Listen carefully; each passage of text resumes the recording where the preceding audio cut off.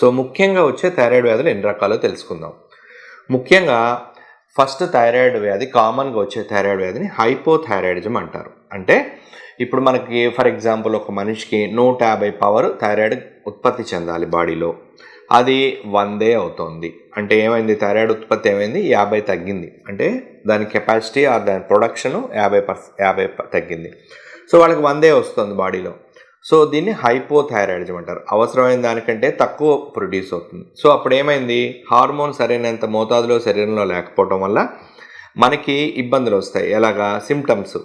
So మబ్బుగా ఉండటం, plus ఒళ్ళు పరువెక్కిపోవటం, ఒళ్ళంతా నీరు వచ్చేయటం, వెయిట్ గెయిన్ అవటం, తర్వాత నెలసరి ఇబ్బందులు రావటం లేడీస్లో, తర్వాత కాళ్ళు నొప్పులు, కండరాల నొప్పులు, క్రాంప్స్ రావటం, జుట్టు ఊడిపోవటము, చిన్నపిల్లలు అయితే ఎదుగుదల సమస్యలు, హైట్ పెరగకుండా ఉండటం, లావు బాగా రావటం, తర్వాత కొత్తగా పెళ్ళైన వాళ్ళు హైపోథైరాయిడ్ వచ్చి మనం మందులు వేసుకోకుండా ఉంటే వాళ్ళకి ఇన్ఫర్టిలిటీ, వందత్వం రావటం, ఇలాంటివి జరగచ్చు. సో ఎందుకు జరుగుతుంది ఇలాగా అంటే ముఖ్యంగా మనకు కావాల్సినంత హార్మోన్ బాడీలో లేదు.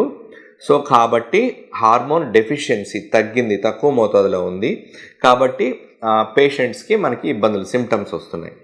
అదే ఎంత తగ్గిందో అది మనం బయట నుంచి రీప్లేస్ చేసామనుకోండి, ఆర్ సప్లిమెంట్ చేసాం. సో 150 రావాలి, 100 వస్తుంది, 50 రావట్లేదు.